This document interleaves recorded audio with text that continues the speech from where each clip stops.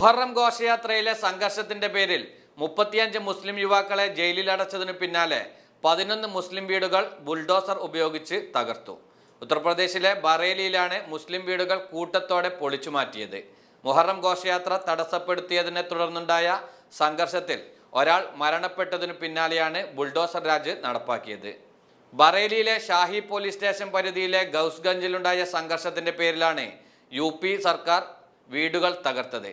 ഇക്കഴിഞ്ഞ ജൂലൈ 18-ന് ക്ഷേത്രത്തിന് സമീപത്തു കൂടി കടന്നു പോവുകയായിരുന്ന മുഹറം ഘോഷയാത്ര സാമൂഹിക വിരുദ്ധർ തടസ്സപ്പെടുത്തിയതോടെയാണ് അക്രമം തുടങ്ങിയത്.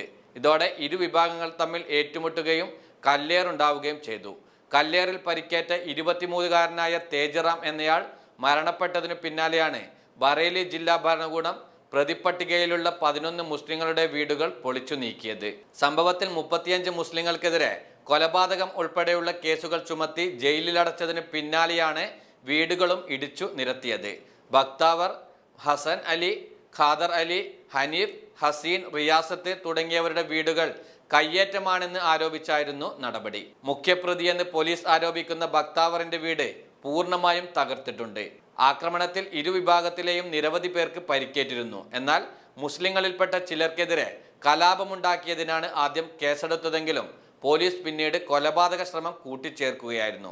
ആകെ 35 പേരെ അറസ്റ്റ് ചെയ്തതായും മറ്റു പ്രതികൾക്കായി തിരച്ചിൽ തുടരുകയാണെന്നും സൗത്ത് SP മനൂഷ് പരീക്ക് പറഞ്ഞു. പൊളിച്ച വീടുകൾ പ്രതികളുടേതാണെന്നും സർക്കാർ ഭൂമിയിൽ അനധികൃതമായി നിർമ്മിച്ചവയാണെന്നും പൊളിക്കുന്നതിന് മുമ്പ് നോട്ടീസ് നൽകിയിരുന്നുവെന്നും അദ്ദേഹം ന്യായീകരിച്ചു.